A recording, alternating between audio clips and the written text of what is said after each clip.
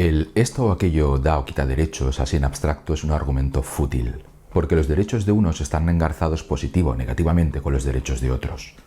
Por ejemplo, si queremos regular la caza, el cazador puede aducir que se vulnera su derecho a cazar. Si regulamos el aborto, una mujer que decida interrumpir su embarazo puede argumentar que restringen sus derechos. Son nuestras matrices morales las que determinan qué derechos consideramos que deben prevalecer y en qué contextos. Anima lo resumía muy bien con este tuit.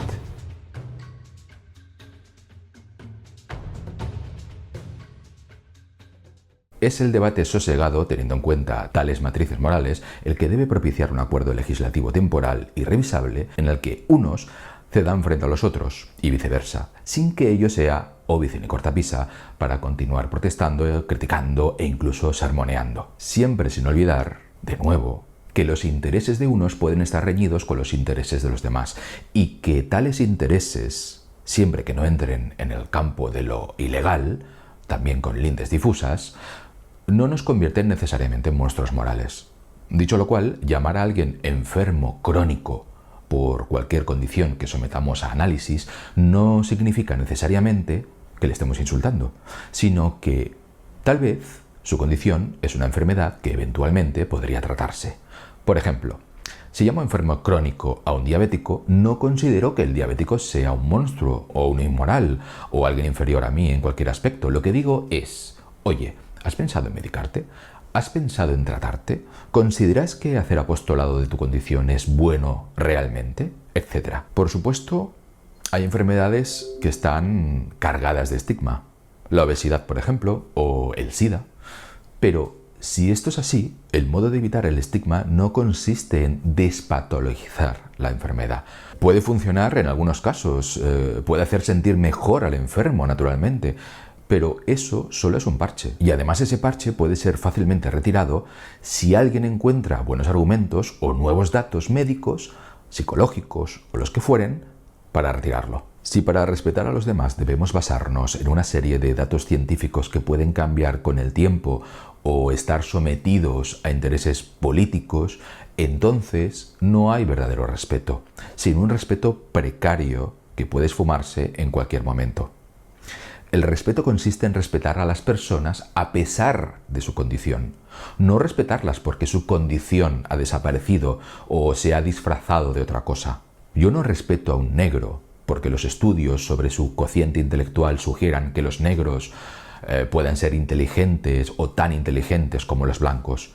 O respeto a los blancos porque haya estudios que sugieran que no hay una verdadera ventaja física de los negros respecto a los blancos. Respeto a ambos a pesar de las diferencias. Si tienes que medicarte durante años o de por vida, yo puedo respetarte profundamente a la vez que considero que eres un enfermo crónico. Porque si no lo fueras, no deberías medicarte. Puedo estar equivocado. Podemos debatir sobre ello. Pero no es productivo que hagas creer a la gente que si alguien afirma que eres un enfermo crónico, te estás ofendiendo per se. Si hay ofensa, no hay debate. Si no hay debate, lo que cada uno piensa se oculta bajo la alfombra, pero no desaparece.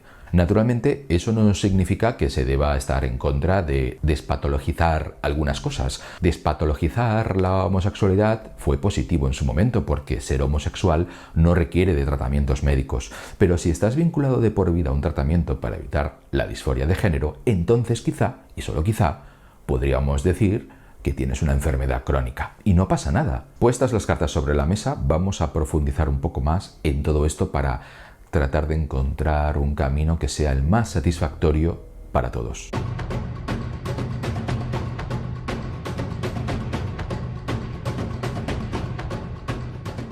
Según escribió el psiquiatra Scott Alexander en su blog Slate Star Codex, imaginemos que un hombre sostiene que es una mujer.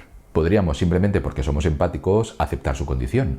Otras personas podrían exigir que lo llamemos mujer y podríamos ser mucho más populares si decimos que es efectivamente una mujer. Sin embargo, si nos basamos en los hechos o en las categorías ampliamente aceptadas, quizás deberíamos ser racionales y llamarlo hombre y asumir las consecuencias, diga lo que diga esa persona. La cuestión es que las cosas no son tan sencillas, porque en cualquier sistema de categorización las fronteras siempre son difusas. Así como podemos generar criterios para la definición de planeta, podemos generar una definición de hombre. Los hombres absolutamente típicos tienen cromosomas Y, tienen genitales masculinos, aprecian las cosas varoniles como los deportes, se sienten atraídos románticamente por las mujeres, se identifican personalmente como hombres, usan ropa masculina como pantalones vaqueros y un largo, etc. Pero yo, por ejemplo, odio el fútbol, odio el deporte. ¿Soy menos hombre por eso? ¿Soy una mujer? Algunas personas satisfacen algunos criterios de hombría y otros no. De la misma manera que Plutón satisface solo algunos criterios de condición planetaria y las ballenas satisfacen solo algunos criterios de condición mamífera. Los hombres homosexuales pueden salir con otros hombres y comportarse de manera afeminada. Y las personas con síndrome de insensibilidad a los andrógenos pueden tener cuerpos femeninos, genitales externos femeninos y haber sido criadas como mujeres toda su vida, pero cuando observas sus células tienen cromosomas Y. Bien, volvamos a la cuestión de Plutón. ¿Es un planeta o no es un planeta? En realidad los astrónomos lo decidieron por decreto, porque optaron por decir que un planeta solo lo es si cumple con determinados criterios. Sin embargo, cuando miramos a Plutón, nos parece un planeta. Quizás para los astrónomos sea importante establecer que no es un planeta, pero para nosotros la verdad es que no importa demasiado. Si lo extrapolamos a qué es una mujer, entramos en un terreno parecido. Algunas de las personas más sofisticadas quieren diferenciar sexo y género. Y en una primera aproximación, ellos quieren definir el género como una forma de autoidentificación.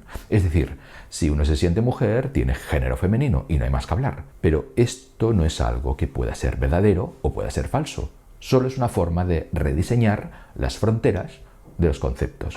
Y sí, podría estar dispuesto a aceptar que una mujer lo es porque ella me lo dice, más allá de cualquier otro criterio que yo pueda establecer. Eso sería amable y respetuoso, le haría sentir bien. ¿Qué importa si es verdad o no lo es? De hecho, ¿acaso los criterios de verdad o mentira no son simplemente criterios subjetivos? Muchas cosas en el mundo funcionan así, como el amor. No hay límites, no hay fronteras. Dicho esto, también podría pensar en otra cosa diferente. Al igual que puedo ser respetuoso siguiéndole la corriente a alguien que me dice que es Napoleón, también podría estar siendo condescendiente. O incluso podría ser más respetuoso sugerir a esa persona que quizá está enferma. Cuando las personas tienen trastornos psiquiátricos, ciertamente es correcto simpatizar, sentir lástima por ellos y querer ayudarlos. Pero la forma en que tratamos de ayudar es tratando su trastorno, no permitiendo caer en su delirio. Dicho esto, ahora podríamos debatir si ser transgénero es un trastorno psiquiátrico, pero aquí tenemos el mismo problema que al tratar de definir qué es una mujer o qué es un planeta. Un trastorno psiquiátrico también tiene fronteras difusas. Entonces, ¿qué? ¿Es una enfermedad crónica o no lo es? De nuevo, otro problema de criterio y de fronteras, y también de los límites y las definiciones de lo que es ser amable o condescendiente. También de lo que oculta el odio o de lo que solo busca poder ayudar de verdad. O incluso quedar bien frente a los demás. Y luego, por supuesto, podemos preguntarnos qué es exactamente ayudar a los demás, de verdad, lo que nosotros pensamos que el otro necesita o lo que el otro cree que necesita. ¿Qué es lo importante? De nuevo, más fronteras, como las que usamos para determinar si un ser humano se puede considerar una persona o si se puede considerar una persona algo que no haya salido todavía del claustro materno. Hechas todas estas salvedades, que solo nos conducen a callejones sin salida, como podéis ver, Scott Alexander cuenta una historia deliciosa. Es el llamado incidente del secador de pelo. Scott Alexander cuenta que una mujer con trastorno obsesivo-compulsivo conducía al trabajo todas las mañanas y se preocupaba de que quizás había dejado el secador de pelo encendido y que iba a incendiar su casa. Así que conducía de vuelta a casa para comprobar que el secador de pelo estaba apagado. Luego conducía de vuelta al trabajo y luego se preocupaba de nuevo de que tal vez no había comprobado lo suficientemente bien que estaba apagado el secador de pelo, con lo cual tenía que conducir de regreso a casa y así hasta 10 o 20 veces al día. Es un caso bastante típico de trastorno obsesivo-compulsivo, pero realmente estaba interfiriendo en su vida. Llegaba constantemente tarde a todo debido a estos viajes de ida y vuelta, hasta el punto de que su carrera laboral estaba a un tris de irse al carajo y se estaba planteando renunciar y recibir una discapacidad. No podía salir con amigos, ni siquiera podía ir a restaurantes porque seguía preocupándose por dejar el secador de pelo encendido en casa. En fin, esta mujer estaba totalmente desesperada.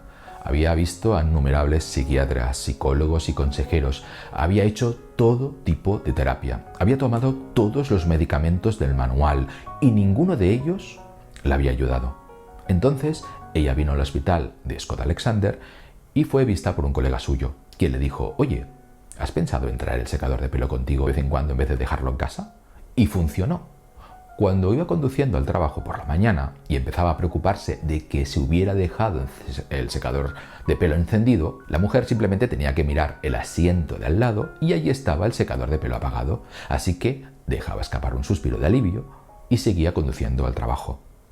Aproximadamente la mitad de los psiquiatras del hospital pensaron que esto era absolutamente escandaloso. Así no es como se trata un trastorno obsesivo-compulsivo. ¿Qué pasaría si la comunidad psiquiátrica en general entendiera que en lugar de administrar todos estos medicamentos de alta tecnología y terapias sofisticadas y demás, simplemente le dijeran a la gente que pusiera sus secadores de pelo en el asiento delantero de su coche, siguiéndoles la corriente? Bien. Ahora imaginad que pudiéramos dar a las personas deprimidas una calidad de vida mucho más alta simplemente administrándoles hormonas naturales baratas. No creo que haya ningún psiquiatra en el mundo que no lo celebrara como uno de los mayores avances en salud mental. Imaginad si pudiéramos mejorar la esquizofrenia con una cirugía simple y segura. Imaginad que pudiéramos hacer una gran mella en el trastorno bipolar simplemente llamando a las personas con diferentes pronombres. Estoy bastante seguro de que todo el campo de la salud mental se uniría para apelar a cualquiera que se negara a hacer eso. Dicho esto, ¿estáis seguros de que queréis que vuestra oposición a aceptar a personas de transgénero sea creo que es un trastorno o una enfermedad crónica? Yo no lo sé. Antes Plutón era un planeta y ya no lo es, y sigue habiendo debate y trifulca y enconamiento por ese motivo. Tal vez haya cosas que sencillamente nunca podemos resolver. Solo podemos hablar y hablar y hablar y llegar a pactos o equilibrios puntuales que siempre están a punto de hacer que todo se desmorone. En cualquier caso, abajo tenéis los comentarios para aportar vuestro granito de arena a este debate de Baker Café. Hasta la próxima.